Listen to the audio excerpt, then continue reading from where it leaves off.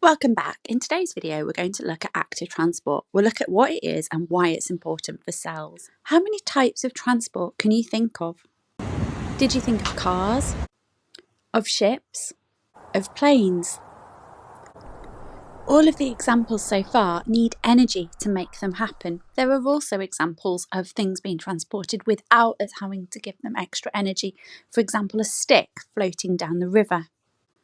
So some transport is active and needs energy, whilst other transport is passive and doesn't need us to add energy. As you watch this, molecules are being moved around your body, and some of this transport is done in an active way.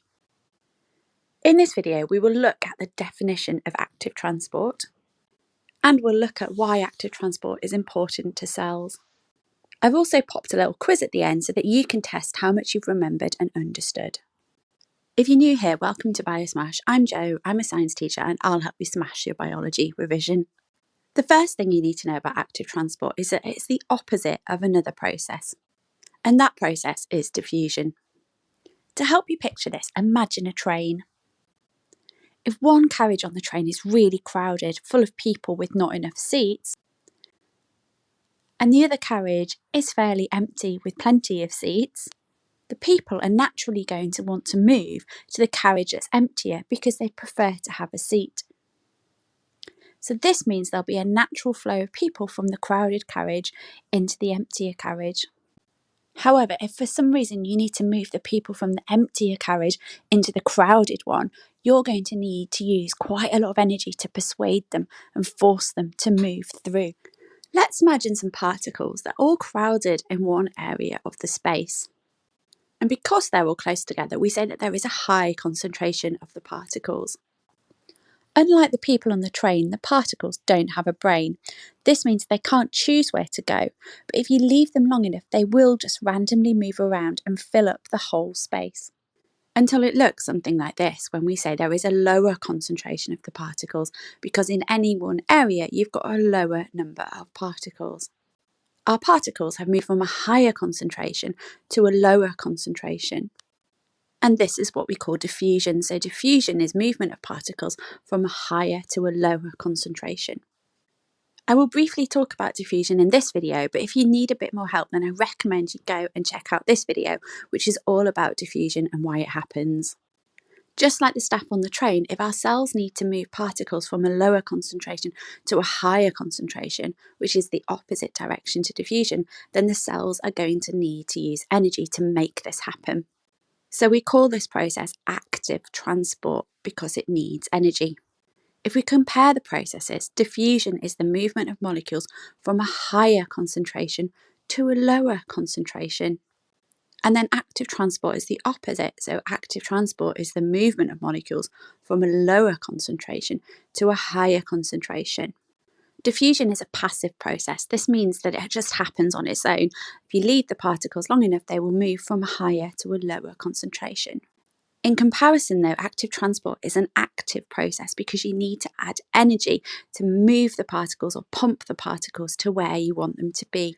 It's a bit like blowing up this balloon. If you want to blow the balloon up, you need to use energy to pump air into the balloon. So this is an active process.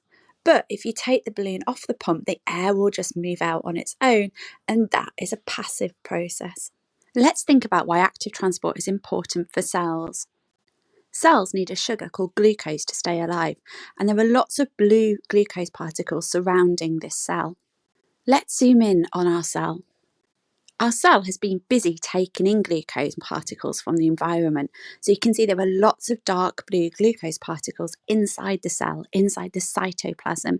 There are still some glucose particles outside the cell, but far fewer of them in the space available. So we say there is a higher concentration of glucose particles inside our cell and a lower concentration of glucose particles outside the cell. So as we know, the particles will naturally move from a higher to a lower concentration by diffusion. So this means that the particles will naturally move out of the cell, which is not very good for our cell because our cell needs the glucose. And that process looks something like this. If our cell is to get all the glucose it needs to move the glucose particles in the opposite direction from a lower to a higher concentration, so in the opposite direction to diffusion. And as we've mentioned already, this needs energy. And this process is called active transport. And if our cell can carry out active transport, it can absorb even more glucose particles. Cells release the energy needed for active transport through something in their cell called mitochondria, and I've labelled one of the mitochondria here. We haven't got time to go through mitochondria in lots of detail today, but if you want to know more about them, check out this video linked below. And mitochondria have the job of taking in a glucose called sugar and breaking it down to release energy for the cell to use, so the cell can use this energy for active transport. Well done for getting this far in the video. Now it's time for a quiz to see how much you've remembered and understood. I'm going to show you 4 statements. You need to decide for each statement if that's describing active transport or diffusion. So number 1, the movement of molecules from a lower concentration to a higher concentration. So think of the answer or jot it down if you've got a pen to hand. Number 2, this process requires energy from respiration. Number 3, cells need mitochondria to carry out this process. And number 4, in the lungs, oxygen travels from a higher concentration in the lungs into the blood. I'm about to go through the answers, so if you need a bit more time, then pause the video now. Let's see how you've done. So statement 1, active transport is the movement of molecules from a lower concentration to a higher concentration. So the answer is active transport. Number 2, requires energy from respiration. That is active transport because active transport needs energy. Number 3, cells need mitochondria to carry out this process. Again, that is active transport because mitochondria release energy from glucose through a process called respiration. And number 4, in the lungs, oxygen travels from a higher concentration in the lungs into the blood. That is describing diffusion because it's a higher to a lower concentration. I hope you found this video helpful. Please do like and subscribe to help other people to find it too. If you'd like some extra help learning key ideas and sentences that you can use in your exam, then you might like to check out our online shop, and I've been developing different resources to help you with this. The links are below. So a big well done to you for reaching the end of the video. Don't worry if you didn't get it all the first time.